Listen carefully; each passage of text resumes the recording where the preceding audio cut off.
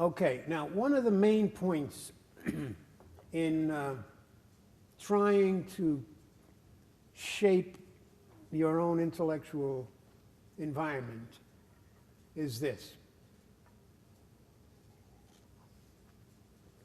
You must understand that you are not your thoughts. Thoughts come willy-nilly into your head, good thoughts, bad thoughts, fearful thoughts, brave thoughts. You're really not responsible for the thoughts that flow in and out of your mind because they just come and hit you. You can see something on television, it can set you off worrying. You're sort of like caught up in forces you can't control. No, you are not your thoughts. Do not identify with those thoughts. They are like visitors. Some of them are good and some of them are bad.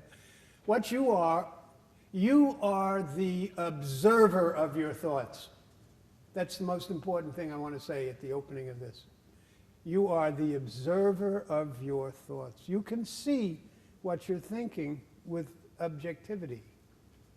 It's like a teacher getting essays from children and, describe your summer vacation, and you get one that was really great and one was horrible and we all got sick. It can be all kinds of things. But you're observing somebody else's thinking. You pick it up here and there. Especially when a person comes to the point where they say, this is too much, I can't do this. This is more than I bargained for. I am too weak to carry on. I can't do this. Now, it may be true that you have to change some circumstances, and it may be necessary that you take steps to change the situation. For instance, if you were being abused, there's absolutely no need in any situation for you to accept abuse on a regular basis. Occasional accidental mistakes can be forgiven, but a system of pattern abuse is crazy. And you got to walk away from it no matter what. You've got to pay the price. I'm not going to take this. You have to stand up for yourself. You have to be your own best friend. Hey, I'm not going to take this anymore. And, you shift for yourself. You can start shopping and cooking. If it's a husband who's abusing, but it could be a wife who's abusing a husband. There's so much of that. Not really. But if you're hearing what I'm saying, the most dangerous element in this, you are not your thoughts, is that a person can come out of weakness to a position where they say, I don't want to go on. Life is empty for me. I'll never find anybody. I'll never be happy again. I'll never make it through the storm. I don't want to live. Now, that's understandable. It's sadness. But, repeat that for a year. I don't want to go on. I can't do this. They're not saying I'm going to commit suicide, but they are building a suicidal permission for themselves. They are thinking suicidal thoughts without saying, I'm going to kill myself, because they are teaching themselves to believe it's impossible for me to go on like this. There has to be some give and take. However, the process by which you slip into the actual decision, because the feelings you feel will lead you to take actions. And this is what I was going to tell you about the human mind. There are 4 components to a human person's thinking pattern. First, I'll take the middle 2. Thoughts produce feelings. All the feelings you feel are directly related to thoughts you've been thinking. You say, this is a crazy place, I can't go on in this place. Those are your thoughts. Pretty soon your feelings are, I don't feel like being here, I don't feel happy here. The thoughts are directly related to feelings. But, feelings can lead you to actions. Feelings control actions. Thoughts control feelings. Feelings control actions. So the things you do are related to the feelings and the depth of the feelings you're experiencing. So if that's the case, we're out of control. There's no way we can get our lives back. No, no, no, no. Because Psychology 101 includes the will. The will is the center of the personality. That's why people say, do good and avoid evil. If you do good, you go to heaven. If you do bad, you're going to go to hell.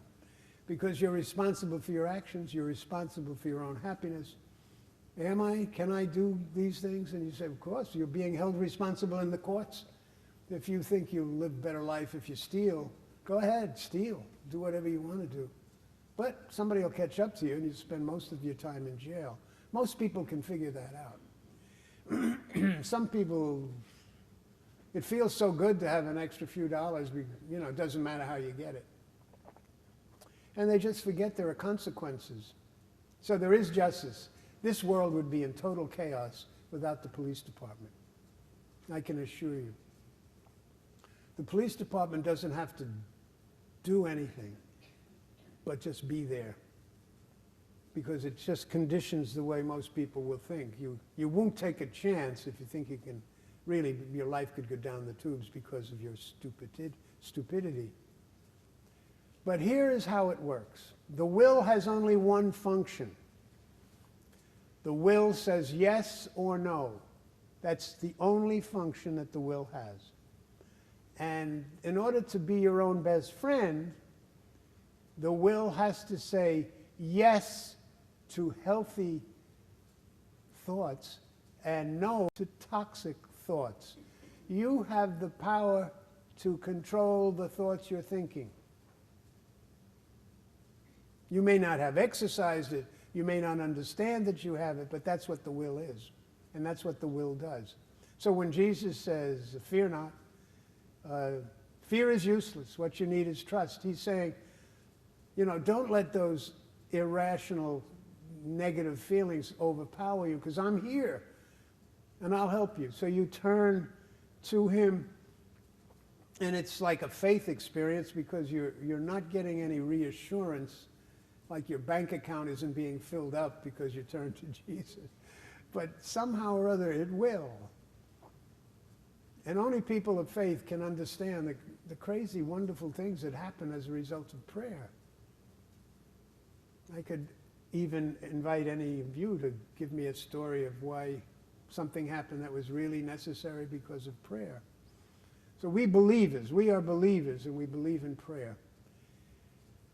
But getting back to the natural solution to your, say, unhappiness. If you understand that the will controls the thoughts, you also must know that the will does not control the feelings. You can be furious about something, and you can say, I'm not going to be angry anymore, and it won't work. You'll have to go through a period of time before those emotions will settle down. They will carry you, and anger can lead to passion and action that is detrimental to your psychological health in the future. You may even be killed if you strike out at somebody. They might strike back, and you'll be surprised how painful it is. So, not to be afraid, but to understand the will has no control over the feelings, except the will has control over the thoughts. And that's why you're responsible for your feelings and your actions, because you are responsible for the thoughts you allow yourself to think. You know, if you're in the sexual sins, if you feed on pornography, then desires will increase and multiply, and actions will surely follow. So you can't say, well, I'm human, and this is what it is to be a man or a woman. No, it's not. You're called to chastity. All of us are called to chastity, and chastity is the virtue which regulates human love. It means your sexuality is under the control of love, not animal passions. Not that animal passions are bad in themselves, because human love in the sacrament of matrimony is the most beautiful thing. And it's a graced thing to have healthy sex between two people who are in love, who are committed to one another. So the issue isn't sex per se, it's in what you do to control your thoughts concerning this.